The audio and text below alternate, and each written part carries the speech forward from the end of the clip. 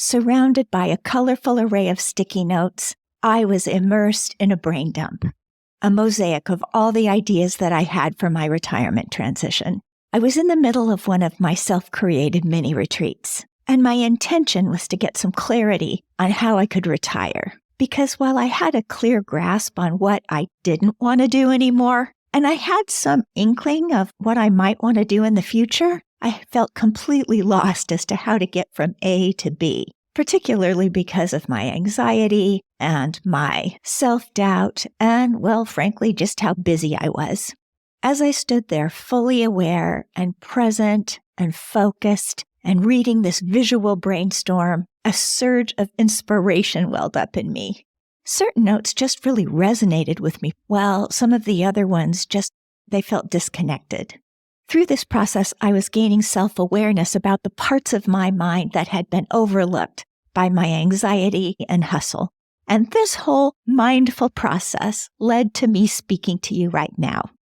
This is just one small example of the power of tapping into the unconscious mind.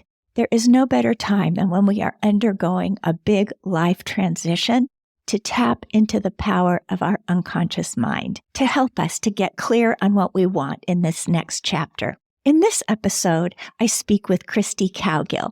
With a background as a nurse anesthetist, Christy is a hypnotist and a nurse coach. She helps people manage their chronic health conditions using the mind-body connection. And she also educates nurses to use the power of the mind and in particular words to help their patients. Through her expertise in hypnosis, she guides people to transform their thoughts, their beliefs, and their attitudes, unlocking a path to improved well-being and effective decision-making. Please welcome Christy Cowgill to the podcast. Welcome to Retire Your Limits, the podcast for women who are ready to rewrite the rule books and redefine what it means to retire. I'm your host, Gayla Beyer, nurse practitioner turned wellness coach for retiring women. Planning this next chapter of our lives can be overwhelming. At least I know it was for me. This podcast is about putting you first, challenging the norms, and unlocking what's possible for you as you step into this new era of retirement. So ready to retire your limits? Let's dive in. Hi, Christy. Welcome to the podcast. Gayla, good to see you again. Thanks for having me here. I've been wanting to talk with you about this topic of connecting with our unconscious mind, and I'm so grateful to be able to talk with you today. But first, just tell us a little bit about you. Hello, everyone. And also, it is great to be here with you. I stand in awe of the work that you're doing, helping women with those transitions, easing into another phase of life. So like you, I have a background in nursing. Our paths are a little bit divergent, though. I have spent the last 20 years of my career in anesthesiology. And for the last 20 years, that's where you'd find me, mostly in the operating room. And early in my career, I found another nurse anesthetist that was also doing hypnosis and kind of followed his career a little bit and the power of words and the power of our mindset. And that was something that I always took into my very clinical world of anesthesiology, helping the people to explore the powers of their mind, focusing on what they wanted, comfort and not pain, or calm and not anxiety. So that's where I developed kind of a repertoire, I guess, of overlaying the ancient wisdom of hypnosis and its space in our mind. We're mind and body. And so I've leveraged some of the gold from there and overlay that onto the healthcare system as a nurse and as a nurse coach and also as a hypnotist. So I like to say, I'm glad that our medical world is catching up with it. We don't know more now about the connection and the role that our gut plays with our mind and our brain-gut connection.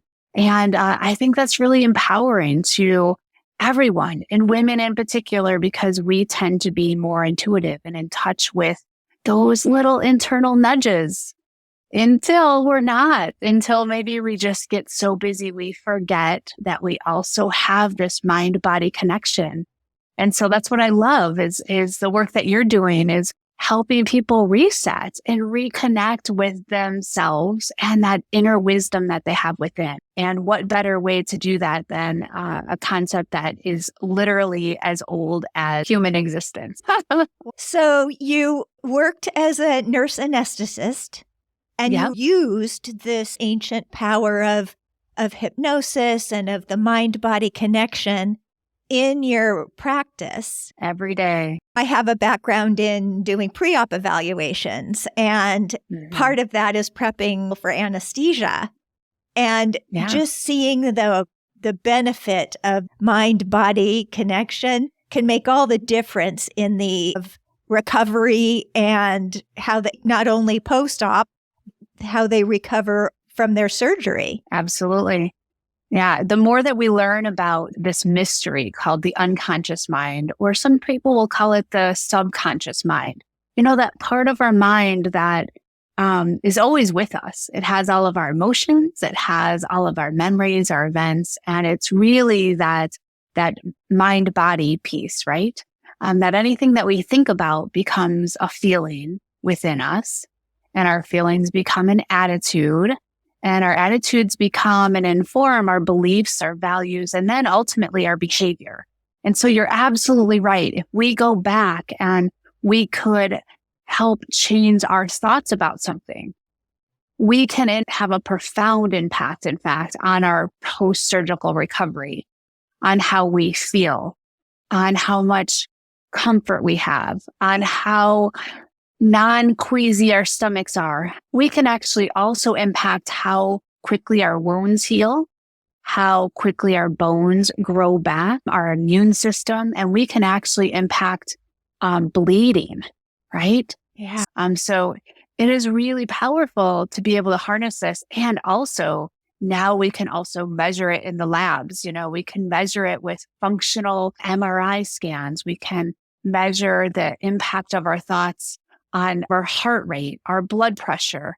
And that impacts our ability to either be really stressed out monkeys and very depleted, or be more resilient when it comes to the human experience. So we're pretty clear that this unconscious, subconscious part of us plays a huge role in our behaviors. And this holds true in the various transitions of our lives where we're moving into a new stage in our lives that's unknown.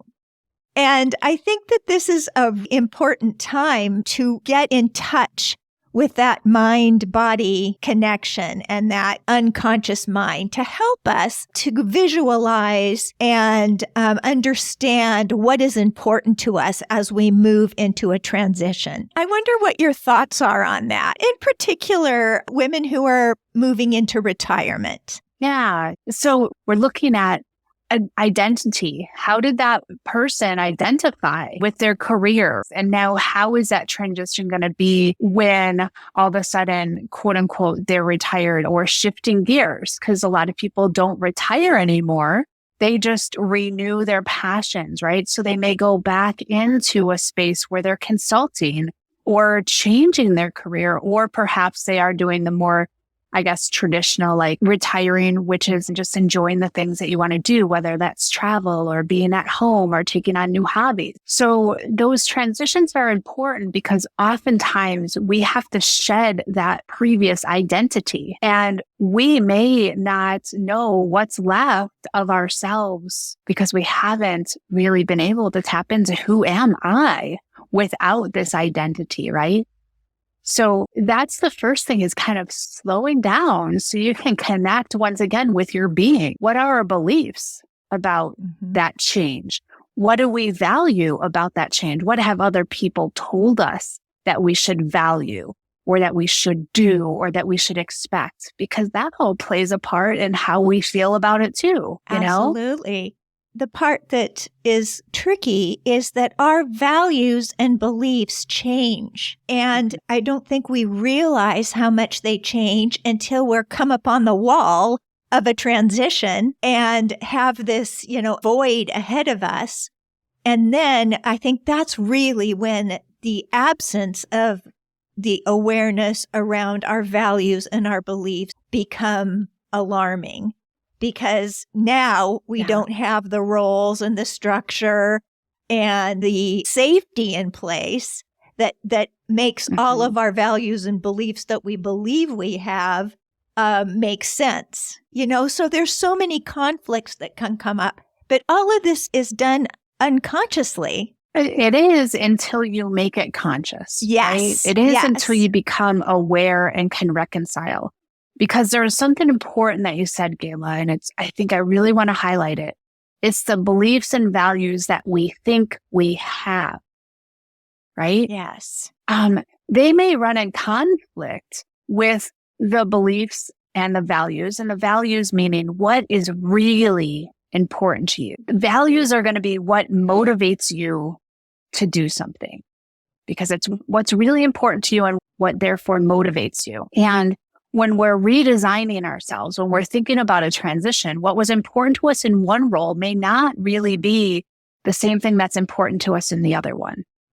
And so then we really are going into the core and the essence of our uniqueness and what is important to me. And what do I believe about that importance? Because beliefs, believe it or not, we think they're conscious, but they're not all the time conscious to us until they are. So let me give you an example. Say that somebody feels like taking a retreat 2 days away from their family, or for us women, taking time for ourselves and going off to the coast of Oregon for 2 or 3 nights all by ourselves. There could be a belief that's in conflict with that desire. Maybe that belief is, oh my gosh, my partner would just fall apart if I wasn't here. It's so selfish of me to want that time alone. Or what if somebody needs me and I'm not available, right? So we could have a belief that's that, or we could also have a belief that was given to us by somebody else, maybe our parental units, right? That they don't go anywhere without their partner, right? And so those beliefs could be just something that is a little plant in your garden that's always there. And then you become aware of it and you're like, well, is that really true that my partner would fall apart if I left for the weekend? And being able to kind of look at that plant and say, well, it might not be true for me now. Or maybe I want to plant another flower right next to it that says, I can go away for a couple weekends. So, I think that's important to what is below the surface is our deep-seated beliefs, some of which were given to us by other people. There's an expectation, and then we can also go into right and wrong, good or bad.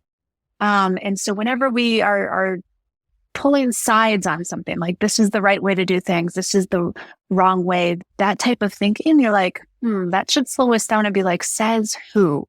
Who says that, and is it true? So they're unconscious to us until we're aware of them. And then we can change them. We can choose to make a change. Yes. So this brings up this question of meta-awareness, right? The awareness around the awareness. And I just wonder, how do you help women to understand that there is this deeper part of themselves? That is a ginormous question. Gayla, thank you for that ginormity. There are definitely some tricks of the trade or tools that I think we underutilize. We're kind of looking for how do I get there? What are the steps that I need to do? And what if we were to just change the question and be like, okay, if nothing else mattered and you could just be stepping into 3 years from now, what would that look like?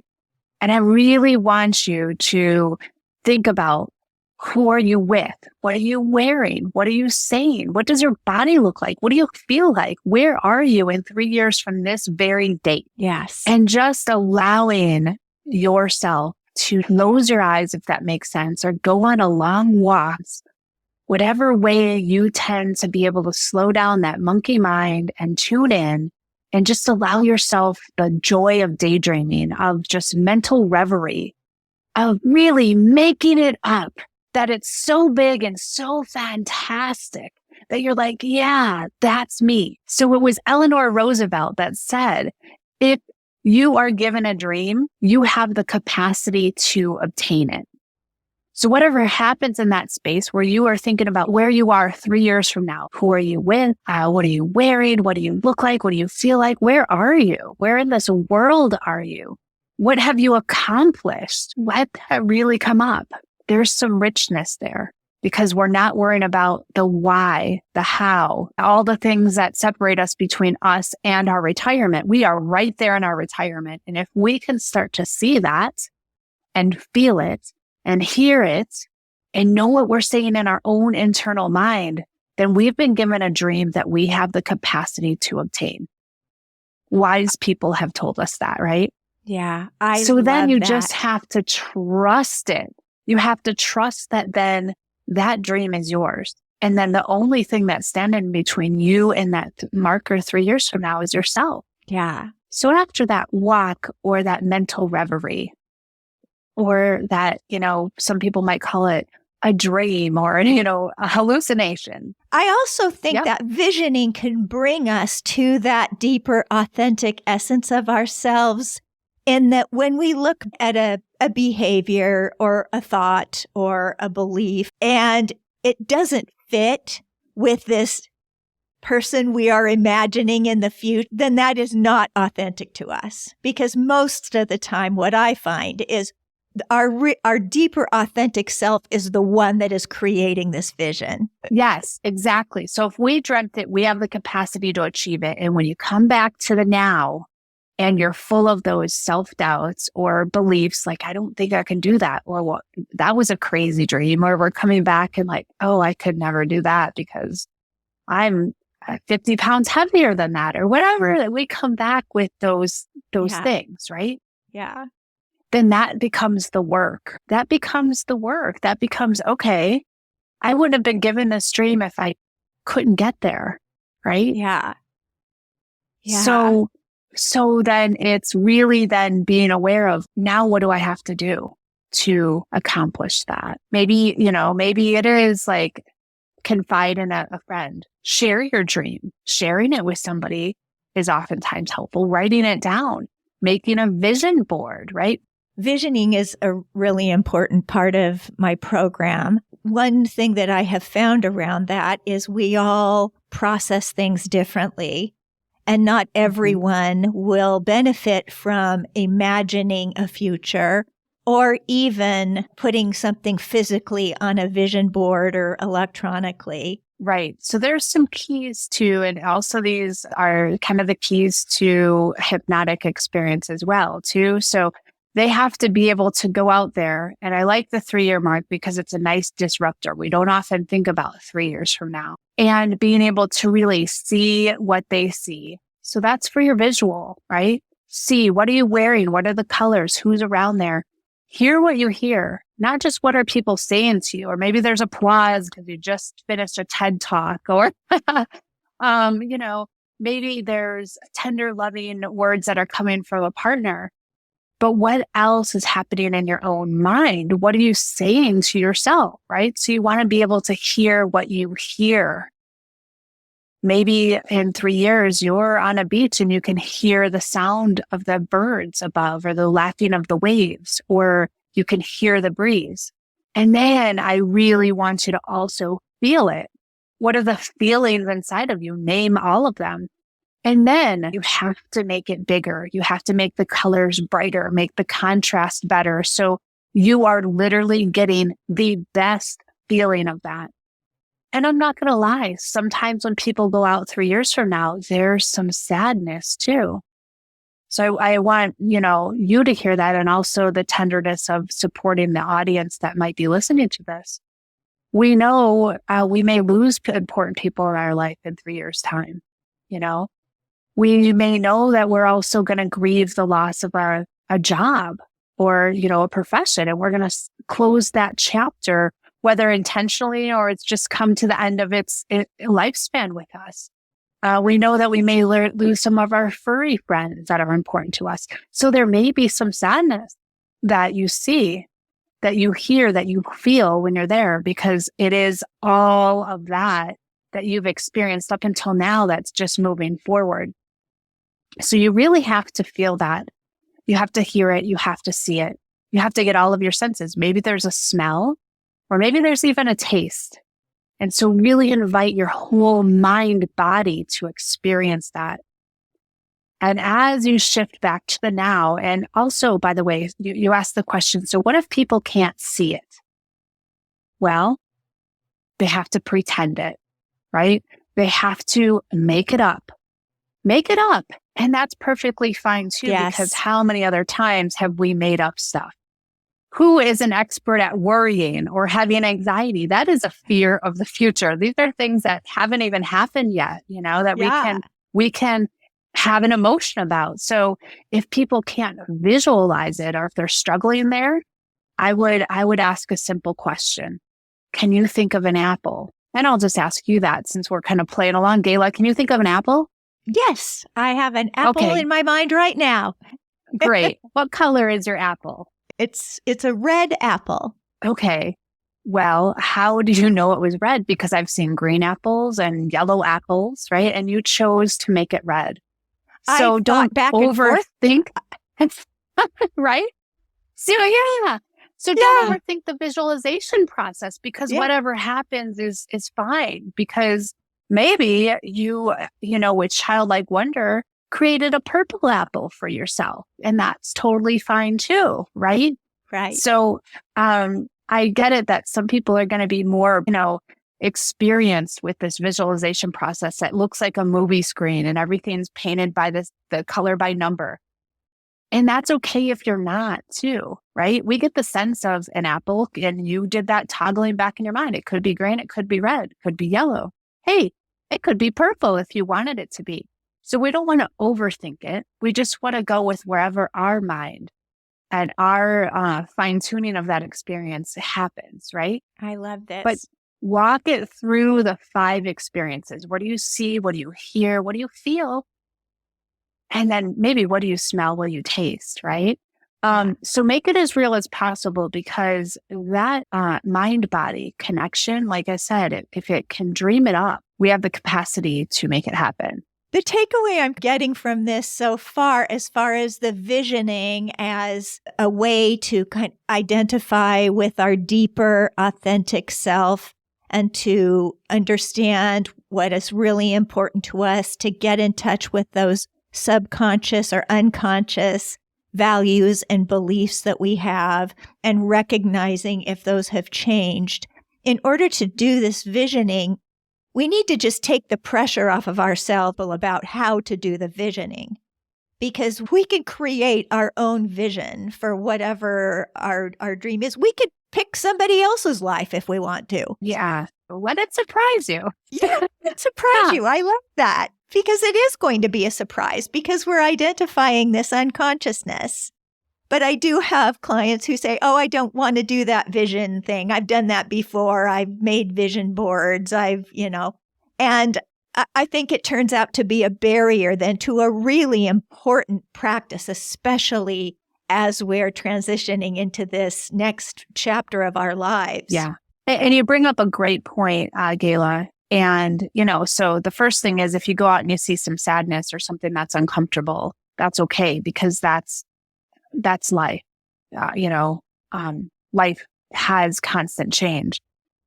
If you come back to the now and you think about the times that you've done vision boards before, and you're like, oh, well, that just didn't work out for me, or that was useless. I did it and then nothing happened.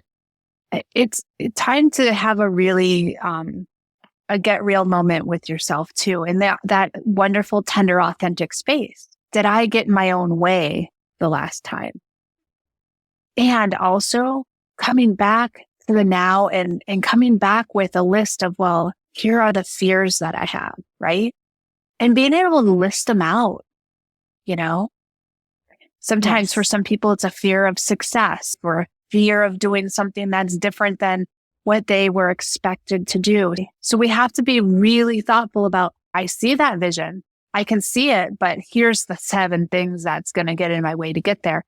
So some of those are fears. Some of them are just beliefs. Maybe it is a values thing. Maybe it is like, well, what's important to me when I see myself out there 3 years from now is really different than what's important to me right now. Yes. And then you really have to start to parse out, do you want to have a life that's full of all these reasons or excuses?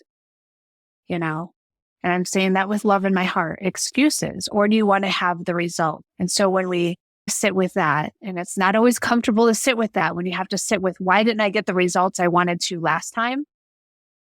And take ownership. Well, probably because I can't just dream it and then take no action on it, right? Yes. Just because I can see it doesn't give you permission to just hang out and wait. It means that you can see it. So now you have to take action to solve those dilemmas, those fears, those beliefs, those values. You have to right size them. And that's the work that you help your clients do, to get that alignment between what it is they know they want and what it is they feel like they want. That alignment, that congruency is that I feel it in my heart and in my head. That is your conscious mind and your unconscious mind saying yes to the same thing. Yes. Yeah, I love that. So in my experience, in order to be able to be attentive to this mind-body connection and be aware of the beliefs that are going on in the unconscious, there has to be space in order to do that. Mm-hmm. And so many women are so busy working. How do we create the space in order to be able to listen to this part of ourselves, do the visioning? It's tricky. It's easy to say, oh, take a weekend away and go on a mini retreat, which is, which is amazing. It's we've amazing discussed that and before. a really great way to do that. But at the same time, there are women who have obligations and a belief that they're too busy. And so how do you address that? Yeah. So it's not an easy answer because you have to find the time for it, right? And it doesn't have to be a weekend. You can take one Friday of every month, leave work 2 hours early, and just take those 2 hours and go for a walk or go sit at a coffee shop or bring a journal and just write some stuff down. 1 2-hour session per month is enough juice to really not only just get your dream out there, but to be able to share it with somebody, what you feel comfortable sharing. So to be able to turn to a trusted pal or buddy or coach or colleague and be like, here, I was thinking about 3 years from now, and here's some stuff that I really think is amazing. Or if you're not that kind of extrovert, writing it down. And then, you know what? Once or twice during that week, taking out that sheet of paper and looking at what you wrote. We have to keep it in kind of churning about our mind, right? So I'll give you an example, like women who are pregnant.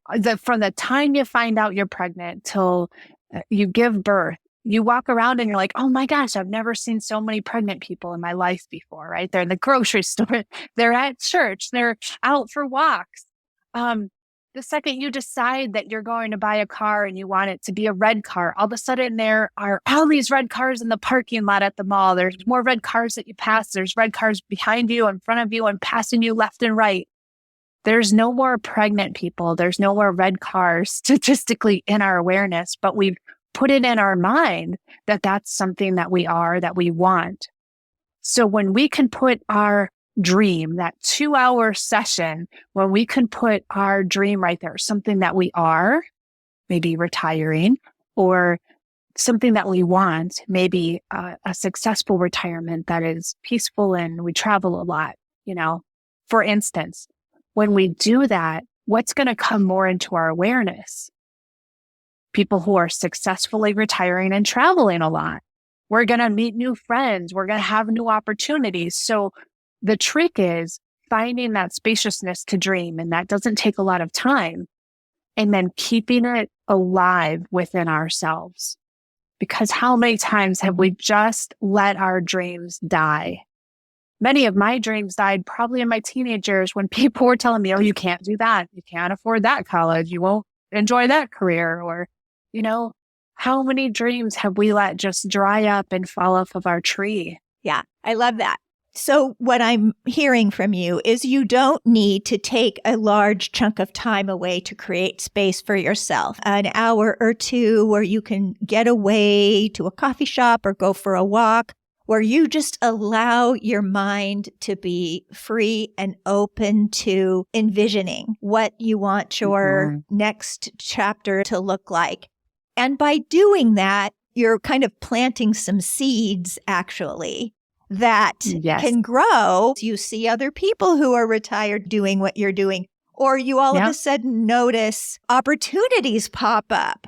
So I really love that. Now, the next question that comes to mind that I wanted to ask you about is we kind of get into rigid routines, especially when we're really, really busy in our careers.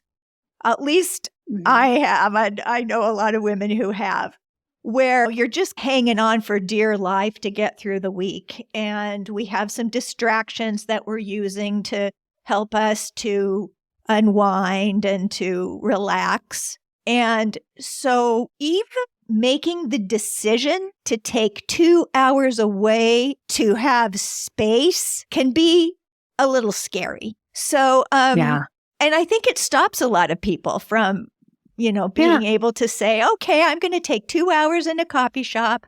I'm going to kind of maybe be more mindful. I'm going to do some visioning. Well, that can be a little intimidating. So how do you help get over that hump?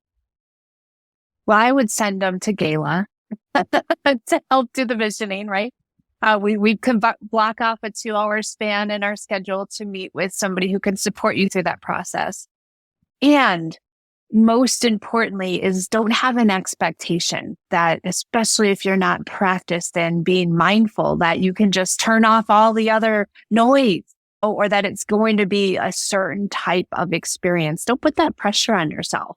It kind of happens in little bits and pieces. And if you were to sit and maybe say you don't have 2 hours, but maybe you're going to carve out 30 minutes, maybe you just take a break from work. We usually, in most cases, can find 30 minutes to get out of the office. And maybe we do it during the work time so it doesn't interfere with anything, or we close the door of our office. We shut down the computers. We turn our phones on airplane mode. Nobody needs us for 30 minutes. And we maybe turn on a piece of music that we like, have a pen and paper, close our eyes. And then what will happen? You'll close and you'll be there for about 20 seconds. And then your grocery list or what are you going to have for dinner? Oh, I needed to do that is going to pop in. And what you need to do is, if it's important, write it down somewhere and say, as soon as this 30 minutes is over, I'll remember to email Joe Schmo and return that phone call. It'll be there.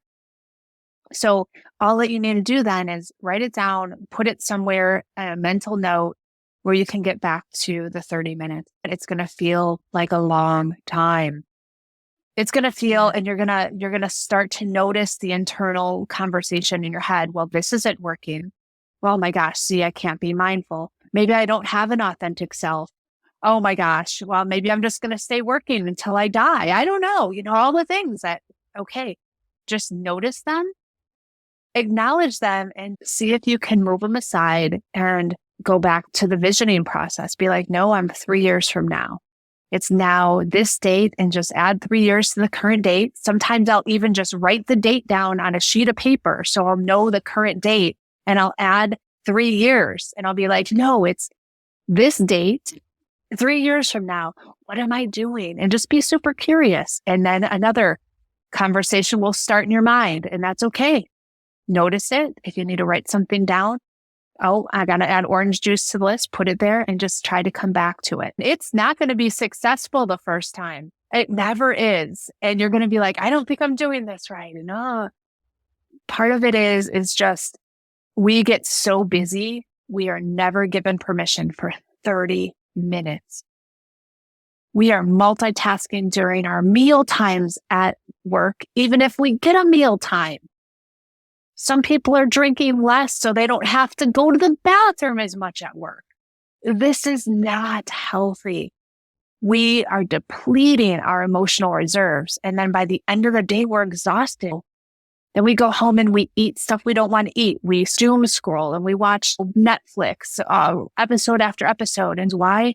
Because we haven't just taken those few moments for ourselves. So it's going to be hard. It can be hard. It can be scary. So what I'm hearing you say is start with a short duration of time. The second thing is just start being curious about what comes up and have a notepad on hand to write down the to-dos that pop up that are also in these unconscious that are popping up as you're giving yourself some space.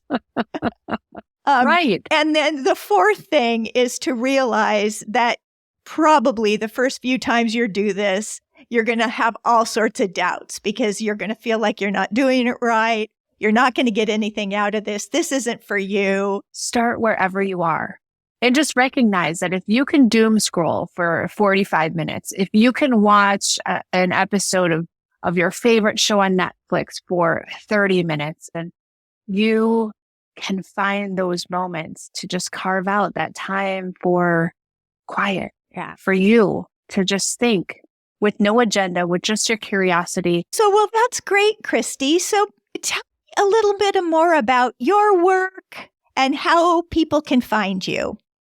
Yeah. So I've taken my nursing career into the nurse coaching realm using hypnosis. I often work with people who have chronic illness, chronic pain, I'm alongside them on their cancering journey or helping them unravel a life that has been maybe riddled with worry, anxiety, or fear. So I work in that space, helping them to become more aware of their emotions and how their emotions can interplay with the different aspects of their body.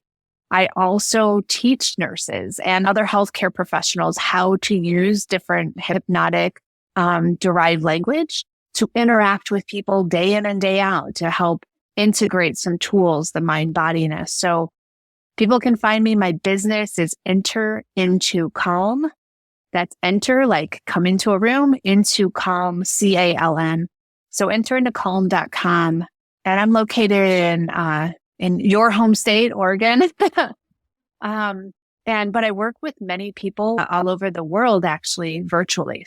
So on Fridays, every Friday, Pacific time, 11:30, I have a webinar that's hosted over Zoom. And each week I bring different topics and tidbits that intersect the world of this ancient wisdom of hypnosis and modern neuroscience. So it's registration only. If you register, you don't have to attend in person, but you do get a video recording for that week, whatever we decide to talk about. And it's usually rooted in whatever the audience wants. So do you want more tips and tricks to reduce anxiety, to reduce stress, to ditch those unwanted emotions? So we kind of work with anything, and it's open almost every single Friday. So if you go to the website, you'll find the calendar for that and you can just register.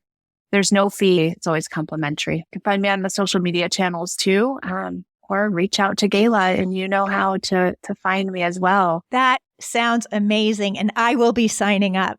And I'll put the link for that in the description. Great. Yes. Yeah. Well, Christy, thank you so much for talking with me. I really appreciate it. Yeah, Gayla, thank you for having me. It was a pleasure. Well, I hope you enjoyed this conversation with Christy Cowgill. How will you tap into your unconscious mind as you transition into this next chapter? Maybe you'll want to go on a self-created mini retreat like I did. If you would like some help planning a self-created mini retreat, I have a link in the description box below.